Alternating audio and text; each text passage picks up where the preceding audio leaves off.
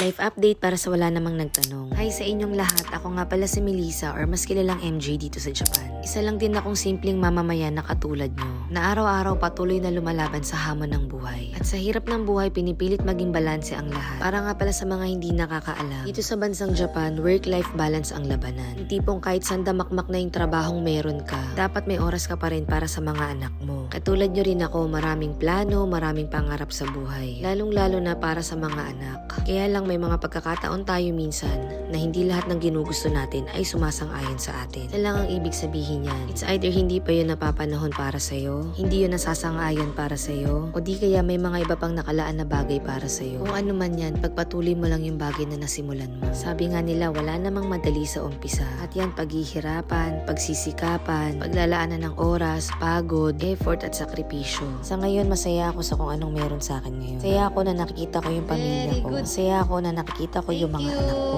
Susubaybayan ko yung paglaki nila kahit nagtatrabaho ako. Same time, nakakasama ko sila. At masaya rin ako na ang lahat ng mga plinano ko 1 year ago, 2 years ago, nandito na sa akin ngayon. Pero syempre, bago ko ito makuha, marami rin ako naging struggle sa buhay. Malaking bagay lang din yung suporta ng pamilya at yung mga taong nakapaligid sa'yo. Tigit sa lahat, kailangan may tiwala tayo sa sarili natin, na kaya natin ang isang bagay at kung hindi man, kailangan natin kayanin. Para sa pamilya, para sa kinabukasan.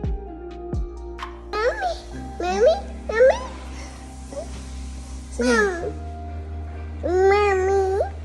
Gawin yung inspirasyon yung hirap ng buhay, hirap at pagsubok na napagdadaanan nyo. Kung kailangan isiksik mo sa utak mo at sa sarili mo, na kailangan mas pag-igihan mo pa para makawala ka sa sitwasyon na hindi mo ginugusto. Maging aral sana sa atin yung mga bagay na ayaw natin. Pero ito tayo ngayon pinagdadaanan natin. Tuto tayong ma-inspire, malakpak sa tagumpay na meron ng iba. Dahil lahat tayo may kanya-kanyang panalo sa buhay. Nasa sayo na lang kung paano mo i-appreciate yung bagay na meron sa'yo ngayon. Basta wag natin kakalimutan magpasalamat sa itaas sa mga bagay na meron at wala tayo ngayon. Siguro sa sitwasyon ko, ito na yung pinakamahirap sa lahat. Pero ito yung pinakatatatak sa akin. Dahil ito yung mahirap pero sobrang worth it lahat. Siguro kung hindi ito binigay sa akin, hindi ko pa rin alam kung ano yung purpose ko sa buhay. Basta kahit napapagod ako, nahihirapan, madalas tinatamad, pero meron akong sila, patuloy akong babangon, patuloy akong lalaban, patuloy akong magpupursige. Siyempre kahit mahirap ang buhay, wag pa rin natin kakalimutan maging masaya. Wag natin kakalimutan i-appreciate yung mga bagay sa paligid natin. Mahalagahan natin kung ano yung mga bagay na meron tayo ngayon. Dahil sa mga darating na araw, hindi natin alam kung ano pang pwedeng mangyari sa atin.